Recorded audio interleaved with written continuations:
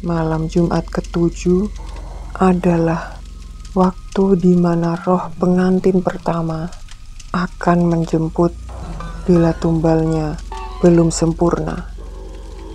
Dan malam itu, Ayu merasa dirinya mulai tidak sendirian.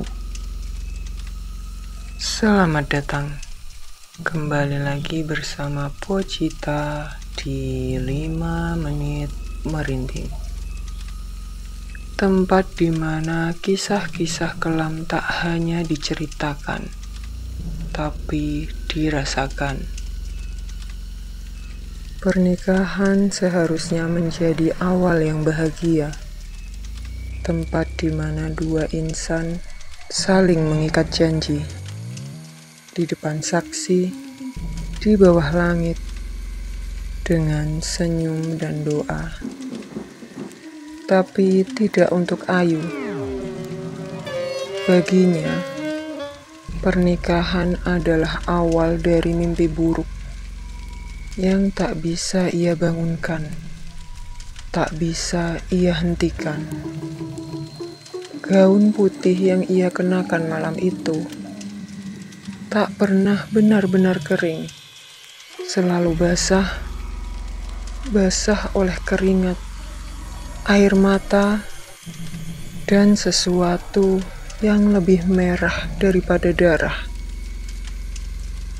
Karena rumah itu, tempat ia dan suaminya tinggal setelah akad, bukanlah rumah, melainkan panggung pemanggil arwah.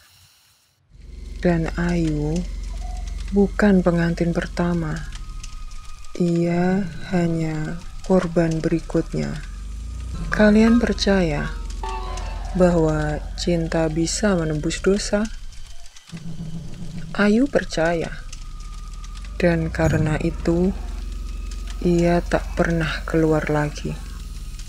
Setelah semua tamu pulang, setelah tenda biru dibongkar, dan bunga-bunga mulai layu di atas pelaminan, Ayu berdiri mematung di depan cermin kamarnya, masih mengenakan kebaya putih dengan kerudung panjang menyapu lantai. Tapi wajahnya bukan wajah pengantin bahagia. Wajah Ayu pucat, matanya kosong, seperti tidak tahu siapa dirinya. Di belakangnya, kursi kayu tua bergerak, meski tak ada siapa-siapa. Ayu tak berbalik. Ia hanya bicara pada bayangan di cermin. Apa ini yang mereka sebut bahagia? Malam pertama mereka tak seperti yang ia bayangkan. Tidak ada pelukan, tidak ada tawa. Hanya suara pintu terkunci dari luar dan langkah kaki suaminya yang menjauh. Arif suaminya tidur di kamar sebelah. Katanya Ayu perlu istirahat. Tapi Ayu tahu dia hanya takut untuk masuk ke kamar ini. Kamar pengantin yang sudah pernah menjadi tempat mati seseorang. Malam itu, Ayu mendengar sesuatu dari bawah ranjang, seperti suara kuku menggores lantai kayu. Pelan, panjang, berulang-ulang. Ia memberanikan diri menengok ke bawah, dan ia melihatnya. Sepasang tangan pucat dengan kuku panjang berdarah menjulur dari bawah ranjang, seperti merayap ingin menyentuh kakinya. Ayu terjungkal, tapi saat ia berteriak, suaranya tercekat, seolah tenggorokannya dicekik oleh udara dingin. Ayu membeku. Di ujung ruangan berdiri seorang perempuan bergaun pengantin lusuh. Kainnya sobek di bagian perut, dan dari mulutnya mengalir darah kental ke lantai. Perempuan itu tidak punya mata, hanya lubang hitam kosong yang meneteskan cairan hitam. Ia melangkah maju. Ayu berteriak, "Mas Arif, tolong!" Tapi suara Ayu tak pernah keluar. Kamar itu seolah terkutuk. Dinding-dindingnya tak membiarkan jeritan lolos. Sejak dulu, setiap suara pengantin sebelum Ayu selalu ditelan oleh rumah itu. Hari keempat setelah akad, Ayu mulai mendengar suara-suara yang tidak masuk akal. Tiap jam 2 malam, ada yang mengetuk di balik dinding kamar. Bukan pintu, tapi dinding. Ayu sudah memeriksa. Tak ada tetangga di sebelah. Dinding itu mengarah langsung ke sebuah ruang kosong. Tempat yang sejak dulu keluarga Arif sebut sebagai gudang pusaka. Ruangan yang tak pernah dibuka. Tak ada kunci, tak ada lampu, dan tak pernah dibersihkan. Malam itu, Ayu nekat menyusup saat Arif pergi. Dengan sebuah lampu minyak di tangan, ia membuka pintu ruang kosong itu dan menemukan tangga menurun ke bawah tanah. Tangga itu tua. Udara di bawahnya bau seperti darah basi dan bunga yang busuk. Dindingnya dipenuhi foto-foto. Foto perempuan muda berpakaian pengantin dengan coretan hitam di wajah mereka. Lalu Ayu melihat sebuah peti kayu besar. Di atasnya bertuliskan nama Ratna. Ia lalu membukanya. Di dalamnya berisi gaun putih, hampir persis seperti miliknya, tapi basah, masih seperti baru saja dicuci atau baru saja digunakan. Dan di bawah gaun itu ada potongan rambut panjang terikat pita merah, dan sebuah jari tangan masih lengkap dengan cincin kawin. Ayu lari dari ruang bawah tanah itu. Ia gemetar, menangis, dan mutah di kamar mandi. Arif menemukannya di pojok kamar, memeluk lutut, tubuh kotor penuh lumpur, dengan mulut yang komat kamit. Gaun itu masih hangat. Gaun itu masih basah. Dia belum pergi, dia belum selesai. Arif hanya menatap lalu memeluknya. Maaf, kamu terlalu cepat menemukannya. Harusnya belum sekarang. Keesokan harinya, semua jalan keluar dikunci. Telepon rusak, jendela dipaku dari luar. Dan saat itu Ayu sadar, ia tidak dinikahi untuk dicintai. Ia dinikahi untuk menggantikan seseorang yang belum pergi. Malam itu, Ayu bermimpi Ia memakai gaun Ratna di atas pelaminan yang penuh dengan asap dupa, dan di hadapannya bukan Arif, tapi sesosok lelaki tinggi kurus bermata merah seperti bara yang menatapnya dan berucap, "Tumbal lama tak cukup, tumbal baru harus ikhlas." Dan saat Ayu terbangun, gaun pengantinnya sudah berlumur darah. Tapi darah itu bukan miliknya.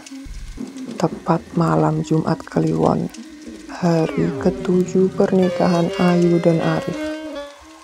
Menurut adat kuno dari desa tempat Arif berasal, malam Jumat ke-7 adalah waktu di mana roh pengantin pertama akan menjemput bila tumbalnya belum sempurna. Dan malam itu, Ayu merasa dirinya mulai tidak sendirian. Lampu kamar mati mendadak, udara menjadi pengap. Bau melati mendadak berubah menjadi bau daging busuk. Ayu bangun dengan tubuh gemetar. Di ujung ranjang berdiri seorang perempuan. Tapi kali ini dia tidak diam. Perempuan itu memakai gaun yang sama dengan Ayu, tapi warnanya gelap, seperti basah lumpur dan darah. Kepalanya tertunduk, rambut panjangnya menutupi wajah. Lalu perlahan dia mengangkat kepalanya. Wajahnya penuh luka, kulitnya sobek dari pelipis ke dagu. Matanya kosong, dari mulutnya mengalir darah hitam yang menetes ke lantai. "Kamu pakai punyaku, kamu tidur di ranjangku. Sekarang kamu harus mati di tempatku juga." Ayu mencoba lari, tapi tubuhnya terpaku. Tangannya bergetar, tapi gaun pengantinnya tiba-tiba menegang, seperti ditarik dari belakang. Bayangan Ratna bergerak cepat menuju ke arahnya. Rambutnya terangkat, matanya menyala merah. Tangan kirinya yang patah mencengkeram leher Ayu. Ratna berkata penuh dendam, "Aku dibunuh. Aku ditutupi dengan janji suci yang palsu. Dan kamu yang akan gantikan aku." Ketika Ayu terbangun, semua berubah. Gaun yang ia pakai kini penuh lumpur dan darah. Tangannya terluka, dan di dinding kamar tertulis dengan darah, "Pengantin sebenarnya telah kembali." Dari luar kamar, Arif tersenyum. Bukan senyum bahagia, tapi senyuman penuh lega. Seperti beban berat akhirnya terangkat. Dia berbisik, "Ratna sudah kembali. Ayu sudah diganti. Kutukannya telah berakhir." Tapi Arif melupakan satu hal. Ratna tidak ingin kembali untuk dikenang. Ia kembali untuk menghancurkan. Dan Ayu belum sepenuhnya pergi. Ayu sudah tidak bisa lagi membedakan mana mimpi dan mana yang nyata. Setiap malam, ia melihat Ratna berjalan di lorong rumah, menyusuri dinding dengan jari-jari patah dan darah yang mengalir dari matanya. Tapi yang lebih menakutkan dari semua itu adalah kenyataan bahwa Arif dan keluarganya tahu. Mereka selalu tahu. Pak De Arif berkata, "Kalau tidak diganti, arwah Ratna akan terus menuntut. Dulu sudah dikunci, tapi kamu malah buka lukanya lagi. Arif menjawab lirih. Ayu yang nemuin sendiri, Pak De. Aku gak niat, sumpah.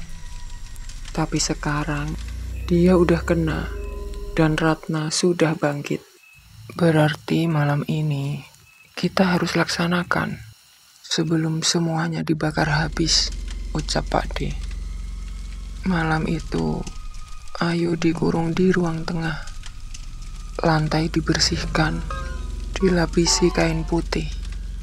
Di tengah ruangan dipasang sesajen, kepala ayam, bunga kantil, darah kambing, dan cermin yang pudar. Keluarga besar Arif semuanya berpakaian putih. Mulut mereka membaca doa, tapi bukan doa biasa. Mantra leluhur. Ya, mereka melakukan ritual untuk menenangkan arwah yang bangkit sebelum arwah membalas dendam. Tapi ritual itu gagal karena Ayu sudah bukan Ayu lagi. Di dalam tubuhnya, Ratna mulai mengambil alih. Ayu membuka matanya, tapi mata itu bukan miliknya. Matanya hitam, dari hidung dan telinganya mengalir darah hitam.